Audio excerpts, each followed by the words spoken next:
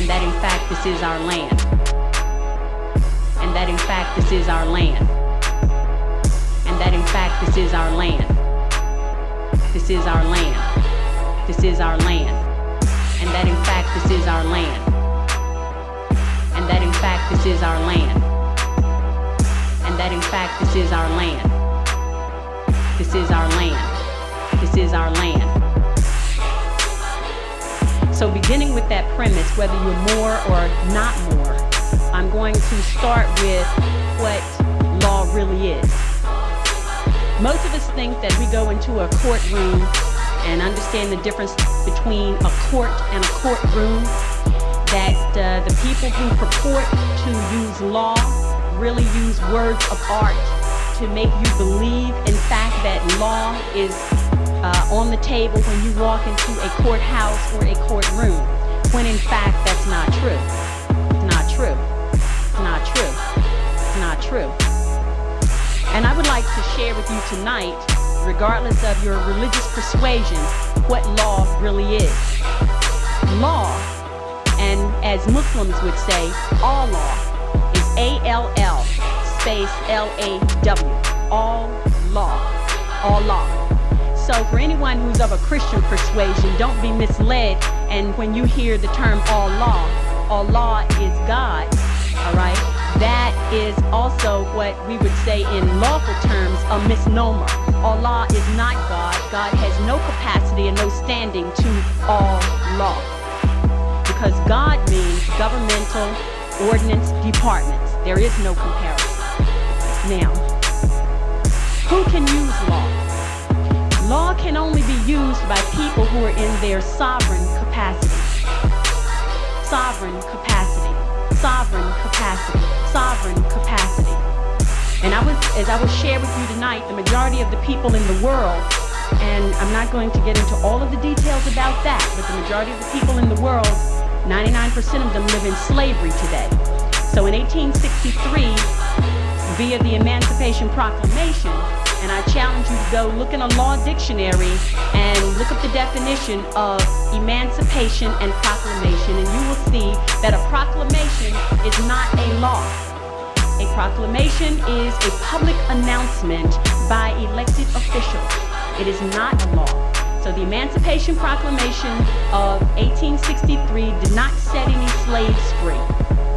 What it did was standardize slavery, the United States being the model for the standardization of slavery, that all of the other nations around the world, as they reduced their people from their sovereign capacity and forced them to join nation states, then they were able to issue statutes, not a codes, not a resolutions on not a law. And a statute, as in a state statute of the Commonwealth of Pennsylvania, is not a law. It is corporate policy of the corporation that calls itself the Commonwealth of Pennsylvania Incorporated. All right? Now, a code is not a law. The United States Code, the code of the laws of the United States of America that are used in federal court and the Supreme Court, are not law. They are what they say they are.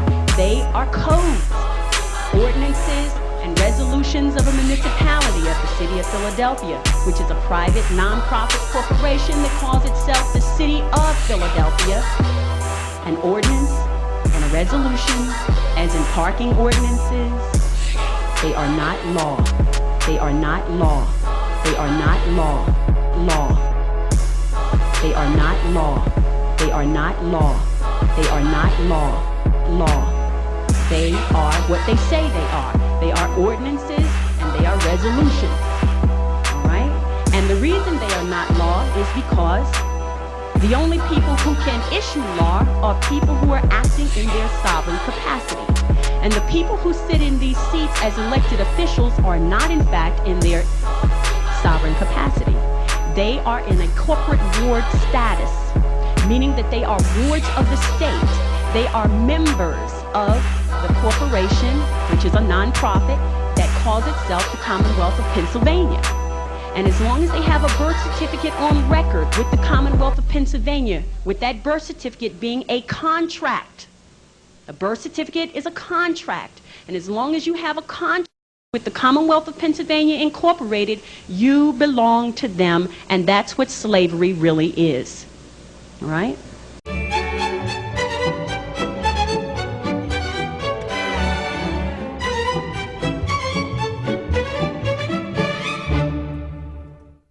Ah, the government. It loves you and wants to keep you safe and well. It even wants to make paying taxes, fines, and court costs easier for you. How? Well, you'll need to meet your straw man. He was born the same day you were. He looks like you, has the same name, and lives in your house, but you never knew he existed. You will have even paid his parking tickets or taxes. The worst part? He's been dead from day one. From every birth certificate, a legal personality, or legal fiction, is created with the same name to confuse little old you into thinking it's you. So, there is a human you and a paper you, or as it's commonly known, a straw man. So when it seems like government officials, court clerks, or the police are speaking English, they aren't.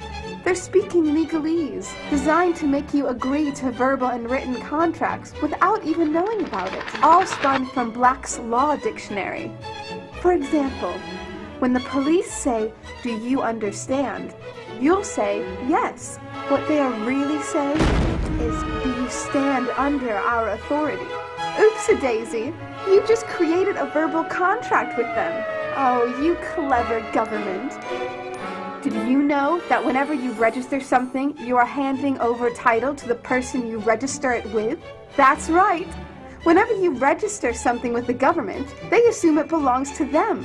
Registered your car? Super! Now you are the registered keeper of your vehicle, and the government can crush it when you don't pay your, straw man's taxes. Expecting a new bundle of joy? Well then you need to register your little darling with a birth certificate. Then they can start the process all over again and create a new straw man for your little one. Isn't that great? So when Junior grows up, he'll be able to generate revenue just like you have. When you notify on your baby by signing the birth certificate, your child becomes a ward of state, and if the government doesn't like what you're doing, they'll assume it's okay to take the child away, or make new rules for things they don't like. Not enough school? Smacking your child? Shouting too loudly? Then it's off to social services for the little one. When you get a bill, it's sent to you, but belongs to your straw man, not you. That's why bills, fines, and summons start with Mr., Mrs., or Ms. Sometimes you'll see your surname in capitals, just like on a gravestone. That's because your straw man is dead, and just a silly piece of paper, created before you could comprehend or even consent to it. When you go to court, you represent your straw man, so you, the human, take on any costs, fees, taxes, and fines involved for the straw man. The human you doesn't even need to pay them. But you made a contract with the court by appearing on behalf of your legal personality or straw man, just like the government knew you would. Confused? Well, don't worry. The government doesn't want you to know anyway. If you knew, you'd stop paying things like council tax and parking tickets. Because when you go to court, you are representing your straw man. You are you, alive and made of flesh and blood. Your straw man, or legal personality, is a piece of paper created from your birth certificate. And you think it's you. What a silly Billy. Would you like to know more? Well then go over to tpuc.org. Get up, get informed, and get real.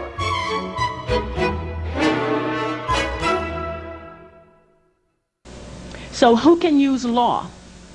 If you are a member of a corporate ward state, if you are a member of a corporate ward nation that calls itself the United States of America, you are a citizen. Look in the law dictionary and look up the definition of citizen. A citizen is not a sovereign. A resident is not a sovereign.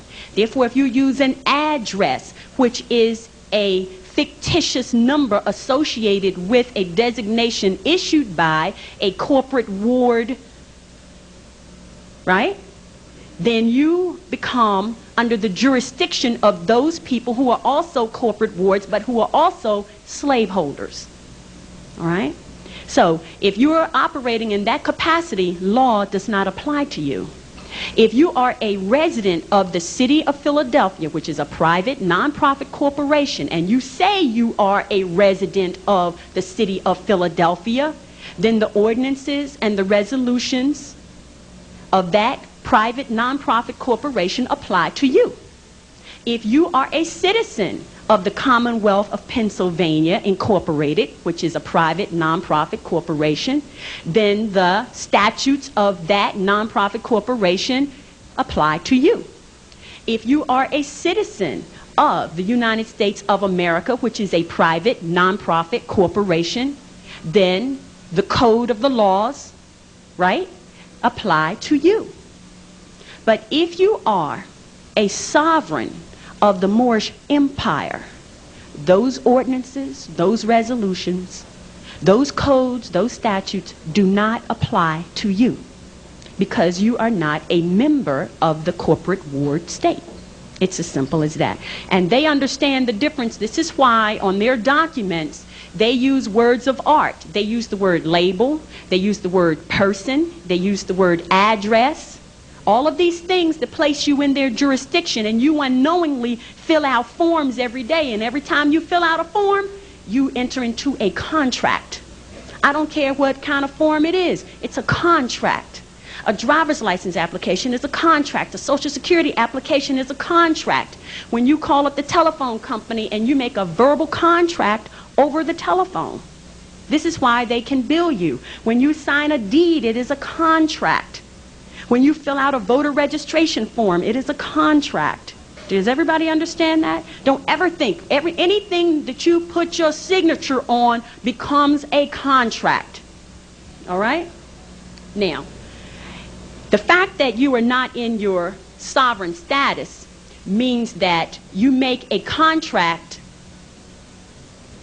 as a minor. They don't care. They know you are a minor. Because, and to be other than a minor, you have to be in your proper person at law. And how we write that is this. Can y'all see that?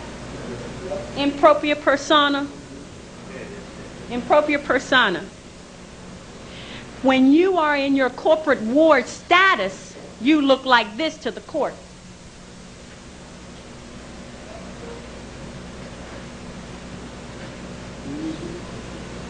Pro se. Pro se meaning they get you in the court and they bring someone in called a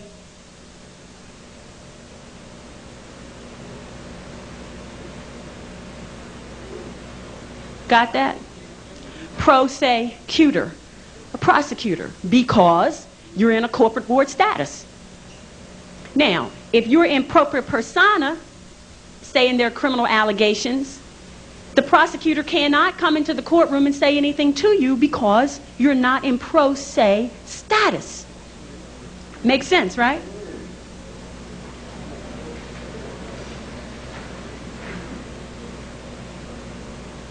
The issues of law are threefold. The issues of law are status, jurisdiction, and adjudication.